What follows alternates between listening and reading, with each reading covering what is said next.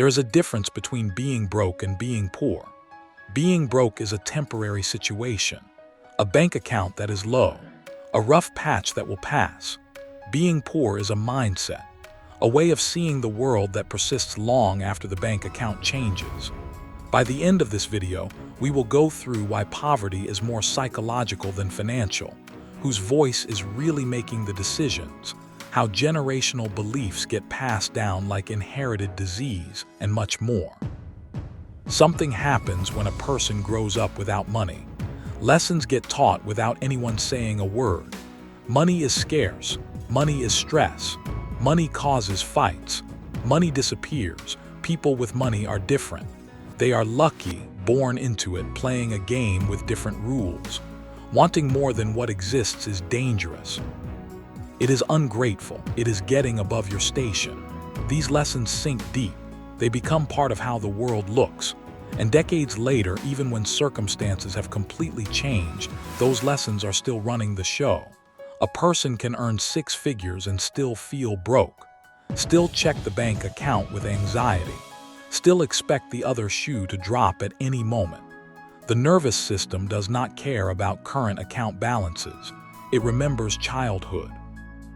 It remembers the stress in a mother's voice at the end of the month, the resignation in a father's eyes when bills came due, and it responds to money, even abundant money, with the same fear it learned decades ago.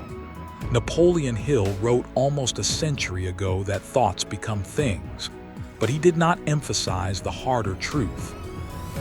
Most thoughts are not original, they are inherited. Echoes of what parents believed, what grandparents assumed, what the whole community treated as obvious truth. Breaking the poverty mindset means identifying thoughts that were never consciously chosen, beliefs that were absorbed, a worldview that was installed before there was any capacity to question it. The first step is not a budget, not a side hustle, not investment advice. The first step is awareness. Recognizing that the voice in the head, the one that says this is not for people like us, or do not get too comfortable or something will go wrong. That voice is not truth. It is history. Someone else's history being mistaken for the present moment. Gabor Mate wrote extensively about how childhood experiences shape adult behavior in ways people rarely recognize. What helped survival then becomes limitation now.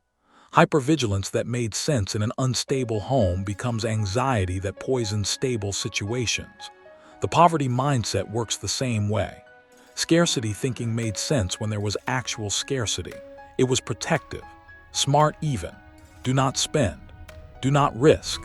Do not hope too hard because hope leads to disappointment. But when scarcity ends, the thinking often does not. And so people self-sabotage.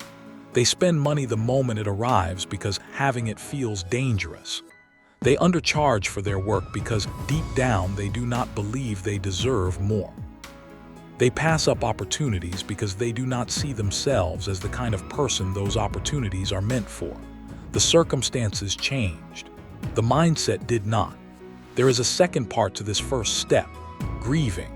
Grieving the childhood that was not possible, the opportunities that passed by. The version of life that might have existed if someone had modeled a different way of thinking about money, about possibility, about worth. Until the wound is acknowledged, behavior keeps coming from the wound. Decisions keep being made trying to heal something that happened decades ago instead of building something for now. The child who went without is still making financial decisions, still expecting loss, still bracing for impact. Grieving means finally acknowledging that it is over. That survival happened, that the running can stop now. Then there is a third piece, learning to tolerate having. Most people from scarcity backgrounds know how to handle not having. It is familiar, comfortable in its discomfort, navigable. What they do not know is how to handle abundance without destroying it. Money in the account triggers anxiety. Nice things trigger guilt. Success triggers waiting for punishment. So there is unconscious sabotage, giving money away, making bad investments, creating emergencies that drain resources back to that familiar emptiness. Because empty is known, Full is foreign. Breaking this means sitting with the discomfort of having, not spending just to escape the anxiety, not giving away what was earned just to feel normal again, just sitting with it.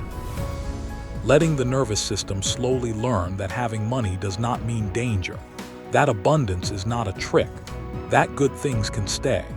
This is the work that changes trajectories, not just personal trajectories but generational ones. Every child raised without inherited scarcity beliefs, every relationship not poisoned by money anxiety, every decision made from abundance instead of fear. It starts with someone deciding the pattern ends. Someone recognizing the voice in their head that is not theirs, grieving what that voice cost, learning to exist differently, simple to describe, hard to do, but possible. That is the first step nobody talks about, not a financial strategy, a psychological one.